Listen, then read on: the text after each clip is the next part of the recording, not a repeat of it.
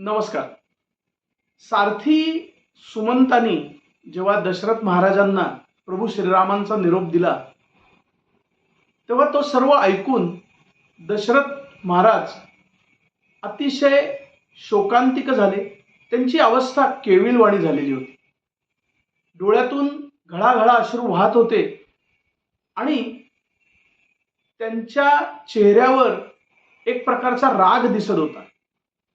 त्या अवस्थेतच ते स्वतःवरच चिडल्यासारखे जोर जोरात हातवारे करू लागले.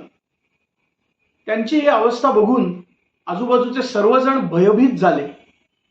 प्रासादातील तिन्ही महाराण्या इतर मंडळी त्यांच्या भोवती गोळा झाली. स्वतः दशरथ महाराज तोल गेल्यासारखे धडपडल्यासारखे खाली पडले आणि मात्र परत नवीन अवसान आल्यासारखे भ्रमातच बोलू लागले.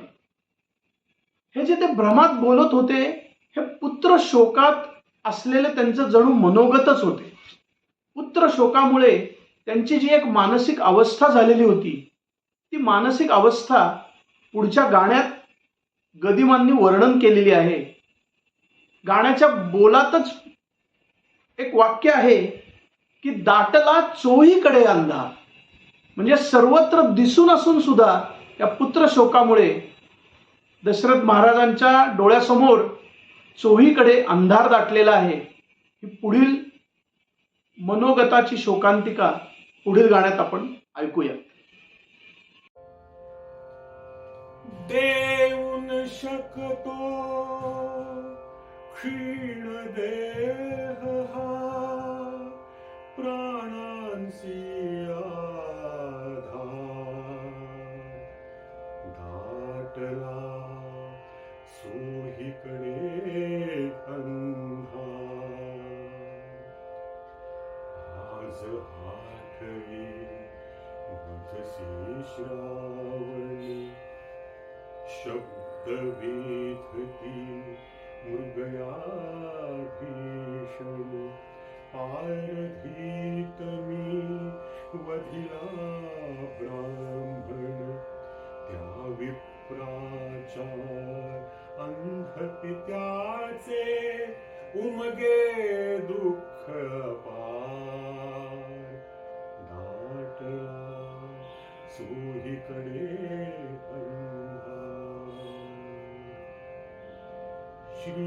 श्रीरामाच्या स्पर्शा वाचून अतृप्तच हे जगे जीवन नाही दर्शन नच संभाषण मीच धाडिला वनात माझा त्राता राजकुमार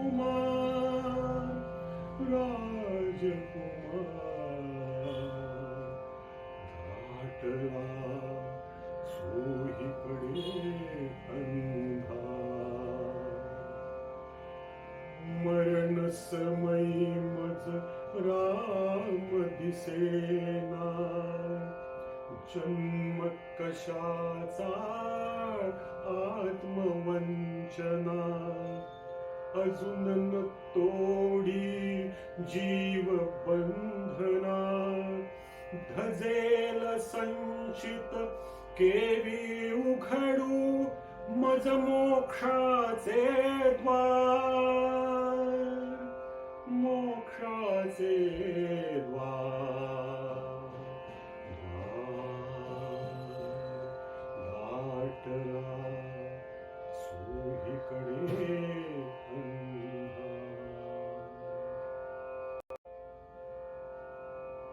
अघटित आता घडेल कुठले स्वर्ग सौख्य मी दूर लोटिले ऐक कैकई दुष्टे कुटिले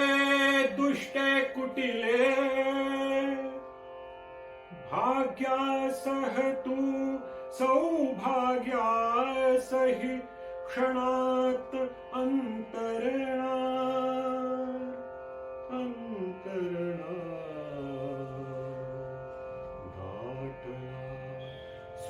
चोहीकडे अंधार.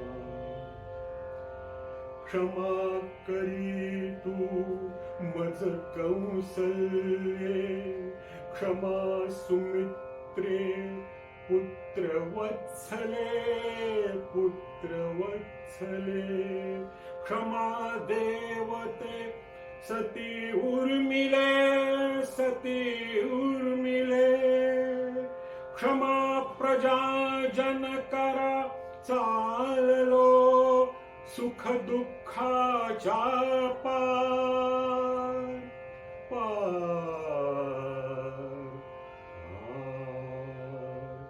दाटला चोहीकडे अंधार.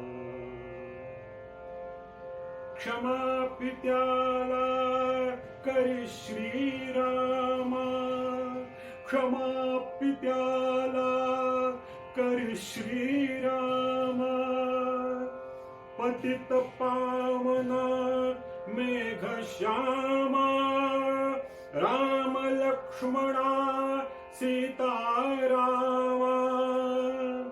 राम राम राम. गंगोदकसा अंती ओठी, तुमचा जय जयकार, तुमचा जय जयकार.